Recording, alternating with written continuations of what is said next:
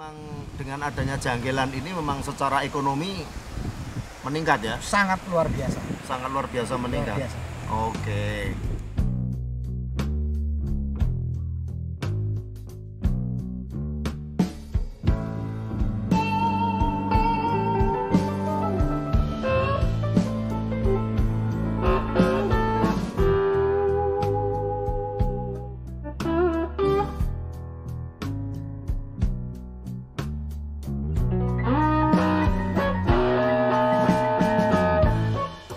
Warga Taniling TV, saat ini saya berada di Desa Karangtengah, Kecamatan Karangtengah, Kabupaten Wonogiri. Nah, kalau warga Taniling TV itu pernah makan yang namanya janggelan atau cincau hitam, pasti bertanya-tanya, itu pohonnya seperti apa sih? Iya kan? Nah, ini kita akan mencoba, akan meliput, ya, akan menggali informasi sama Mas Yenu. Ya. Nah, ini Mas Yenu. Mas Yenu ini adalah petani muda. Muda nggak Mas? Muda.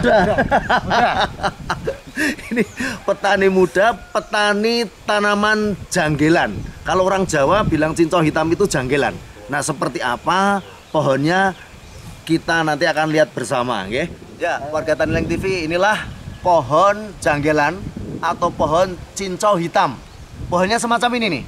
Nah, ini yang sudah tua yang mana ini, Mas Yeno? Yang sudah tua, yang sudah tumbuh bunga, Pak. Oh, yang sudah keluar bunganya ini? Yang sudah keluar bunga ini batang yang sudah tua juga. Oh, ya.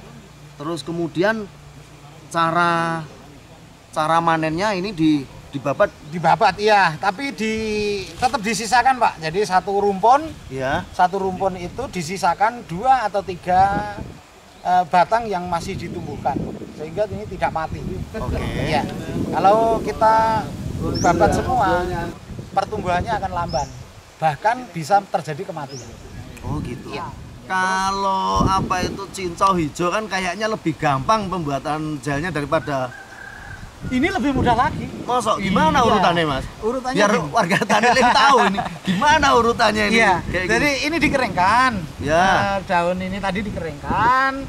Setelah dikeringkan, dicuci. Ya. Setelah dicuci, daun kering ini setelah dicuci direbus. Ya. Direbus sampai dengan istilahnya 1 sampai 2 jam lah. 1 sampai 2 jam. Setelah itu ditiriskan. Setelah ditiriskan, dididihkan kembali, disaring. Ya. Setelah disaring diambil airnya maksudnya. Ya. Diambil airnya, ini dipisahkan antara air dan Sama ampasnya. ampasnya. Terus itu nanti kita kasih tepung kanji. Kita campur tepung kanji, Ya. diaduk terus. Setelah diperkirakan matang, dituangkan dalam cetakan-cetakan. Oh gitu. Tunggu dingin dia sudah jadi cincau hitam. Oke.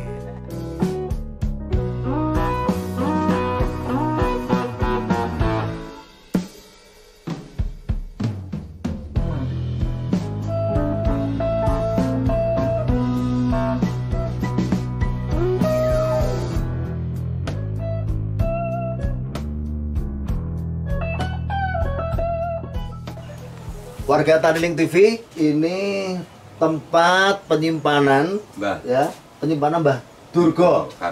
Nah, Mbah Durgo ini bapaknya Mas Yenu tadi. Beliau ini bapaknya, tapi kayak kakaknya. Ternyata awet muda. Mbah Durgo, ini saya mau tanya, ini pengeringan ini dijemur berapa lama untuk jadi kering? Sekitar kalau di sini tuh biasanya 5 hari. 5 hari ya? 5 hari di sini. Kalau di kebun saya di Prace paling 3 hari. Udah kering gudang. Oh, karena ini tempatnya dingin jadi butuhnya waktu lebih lama ya. Kalau ini saya kan nama lahan saya kan 2 hektar, udah saya tanami semua. Oh. Terus ini yang sudah yang diambil daunnya ya, ini ya belum ya ini ya? Enggak diambil, ini ya pesanan gini aja. Kalau yang batang masih daunnya masih gitu. Ini terus mulai ngepres lagi ini. Bahannya ada di rumah ini. Oh. Daun sama batang. Oh, daun sama batang. Berarti di dalam itu sudah ada daun yang sudah dipres. Ada. Oke, warga Taniling, yuk kita lihat daunnya yang kayak apa. Nah, ini ya warga Taniling TV, inilah daun Ini kan yang super. Super itu artinya nggak ada batangnya? Enggak. Seperti di cacah itu enggak. Cuman ini daun punggilan itu loh. Oke. Ini yang super. Yang janggilan. Kalau di sini namanya ya janggilan gitu, Pak? Janggilan, iya. Sampai di Cina di mana ya janggilan. Bukan janggilan. Saya udah sekitar 40-an tahun. Di sini kan usaha saya ini, dulu Pak, ya? Iya. Dari dulu cuman janggilan terus, tapi belum punya gudang, maaf.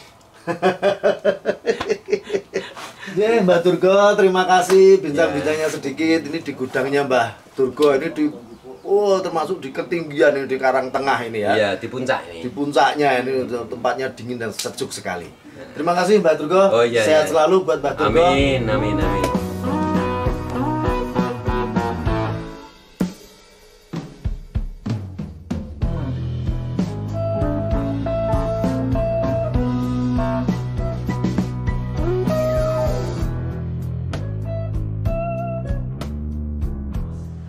Saat ini saya berada di Desa Blimbing, Kelurahan Purwantoro, Kecamatan Purwantoro, Kabupaten Wonogiri.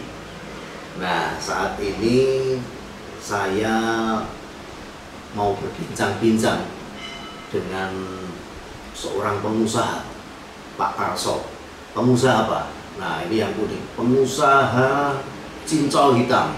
Kita akan ngobrol-ngobrol dengan Pak Tarso. Assalamualaikum Pak Tarso. Waalaikumsalam Mas Aris. Monggo Pak Tarso. Gini Mas Aris, kalau masalah cincol awalnya itu kan saya itu memang sudah keturunan bisnis ya Mas. Iya. Jadi bapak saya itu dulu sudah kerja cincol, tetapi pada waktu itu pada tahun 90-an itu kan belum dibudidayakan oleh masyarakat banyak. Jadi baru alami, baru sedikit-sedikit yang tanam karena petani belum tahu kalau cincol hitam itu laku kan begitu. Setelah itu tahun 93 saya itu ikut bapak itu ketemu sama orang Tionghoa. Ternyata orang Tionghoa itu membutuhkan cincol hitam itu yang konon katanya mau dicoba di Cina kan begitu. Iya. Akhirnya setelah dicoba ternyata cincol dari Indonesia, terutama dari Pacitan dan Wonogiri itu hasilnya lebih bagus dibandingkan dari negara lain. Oh gitu. Iya. Nah, setelah kita kenal pembeli atau bayar dari Cina itu, akhirnya di sini kita budidayakan, kita ngomong-ngomong sama petani, suruh nanam itu, dan akhirnya setelah nanam pada waktu itu dibandingkan dengan tanaman yang lain pun hasilnya tetap lebih banyak lebih tinggi di cincol hitam hasilnya begitu. Karena cincol hitam itu sekali nanam itu bisa panen sampai 4-5 kali Mas Aris. Oh, dari nanam sampai ke panen itu butuh waktu berapa hari atau berapa bulan, Pak? Kalau Tarso, tanaman yang pertama itu minimal 2 bulan baru bisa dipanen. Ya. Ada yang sampai 2,5 bulan. Setelah panenan kedua, ketiga itu lebih cepat. Karena apa? Karena tangkai yang ditanam itu enggak semua dibubut Mas, dipakai sabit, jadi kan masih ada itu. Oh, jadi enggak panennya itu enggak dicabut sama akarnya gitu ya? Akhirnya kedua ketiga lebih cepat. Itu memerlukan waktu cuma ada yang 1 bulan, ada yang sampai 40 hari. Tinggal tempat-tempatnya itu bagaimana kesuburan tanah yang ditanami cincol itu tadi. Kalau sudah kering di stok berapapun kuat ya, nggak masalah ya? Kuat ya masalah, itu sampai 3 tahun pun masih bagus Mas. Oh iya. Ya uniknya kalau bahan baku yang lain kayak temulawak, laos, kunyit, kencur itu kadang-kadang dipakan kotor Mas ya. Kalau itu 1 tahun gitu, yang kunyit sama kencur itu. Tapi kalau janggilan itu didiamkan di stok 3 tahun hasilnya lebih bagus jelinya. Oh justru di stok lebih lama itu lebih bagus. Bagus. Kayak cengkeh Pak ya? Iya, betul. Karena janggilan itu mengandung kadar jeli.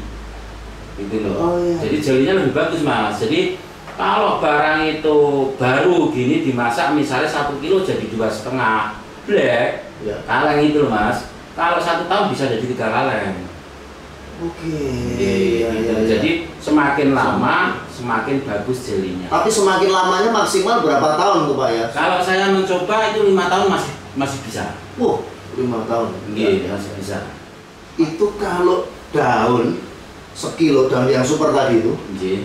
Itu sekilo daun itu bisa jadi cincau berapa itu, Pak? Kalau di sini yang sudah saya pakai yang dibikin di pabrik-pabrik kecil itu 1 kilonya menjadi 3 kaleng. 1 kilo menjadi 3 kaleng. 3 kaleng padat. 3 kaleng padat. Berat jadi berapa kilo? Jadi berat berapa? Satu kalengnya itu 21 kilo. 1 kaleng 21 kilo? Iya. Pak Tarso, apa yang bisa dibagikan ini buat warga Taniling TV ini? Kira-kira tips-tips apa dalam berbisnis cincau ini, atau pengalaman apa yang bisa dibagikan, pesan apa yang kira-kira yang bisa dibagikan untuk warga Taniling TV ini? Kalau bagi saya ya Mas, sebenarnya kan saya tadi sudah bilang kalau hasil panenan sawo ini dibandingkan dengan tanaman apapun kan hasilnya tertinggi. Karena apa? Karena panennya tidak hanya 1 kali. Makanya untuk petani ya saya mohon itu tanaman janggilan itu dirawat beneran sesuai dengan prosedur yang ada, dan nanti kalau sudah sesuai dengan prosedur yang ada mestinya kita beli bayar dari luar negeri kan senang begitu loh Mas. Tapi nek petaninya itu acak-acakan terus ya nek wong Jawa ngarani sak karepe dhewe payu begitu kan nanti ya bayar kita kan munduran begitu Mas. Ya. Jadi pasar masih terbuka lebar dengan catatan menjaga kualitas. Dan ini kalau misalnya ada yang pengen bisnis di pertanian di cincau ini, apakah dari pihak Pak Tarso bisa membina? Bisa Mas, memang kemarin waktu 2 tahun ini penghasilan cincau kan sangat kurang karena ya cuaca yang tidak menentu, terus harganya kemarin kan rendah, jadi kan males begitu kan. Akhirnya apa? Kita bina. Jadi bina itu kamu nanamnya seperti ini, nanti cukup umur baru diambil seperti ini, nanti ambilnya seperti ini. Begitu sekarang petani sudah pintar. Dari Dinas Pertanian ada pernah turun tangan ini Pak? Kalau ke lewat saya enggak, tetapi kemarin ada langsung ke Karangtengah ada. Oh, dari Dinas? Ya, Dinas. Kan ada situ ada namanya koperasi yang kumpulan tunjang petani juga ada Mas. Malah kalau nggak salah dulu itu dibiayai oleh pemerintah juga untuk daerah Karangtengah, tapi nek sini enggak. Oh iya. Ya, karena yang bagus sana. Iya Pak Tarso, terima kasih bincang-bincangnya. Semoga apa yang disampaikan Pak Tarso ini bisa membuat pengalaman baru buat warga Taniling TV. Dan juga Pak Tarso kali punya aplikasi Taniling, itu bisa nanti di download begitu, bisa memasarkan itu dan memperkenalkan cincau Wonogiri ke khalayak yang lebih luas lagi di Indonesia. Oke Mas Aris.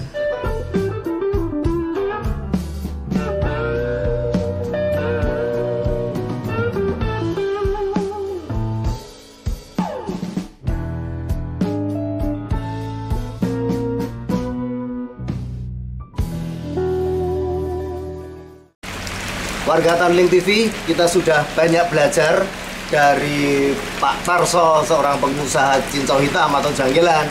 Kita sudah belajar pertanian dari Mas Yenu, dan juga belajar pertanian dengan Mbah Durgo, dan juga teman-teman lainnya yang berkecimpung di dalam budidaya janggilan ini. Dan yang sangat-sangat menarik menurut saya lagi adalah bahwa warga Taniling bisa menjalin kerjasama bisnis, bisa menjalin relasi bisnis dengan mereka, dengan Pak Tarso, dengan Mbah Durgo, dengan Mas Yen, bisa menjalin relasi bisnis. Kalau misalnya pengen bisnis dengan mereka, silahkan, karena memang pasarnya masih terbuka lebar dan ya pasokannya masih kurang begitu. Oke, warga Taniling TV, pesan saya, ingat, bisnis agri tidak pernah mati. Tetap bersama Aris Bringos di Taniling TV. Jangan lupa subscribe.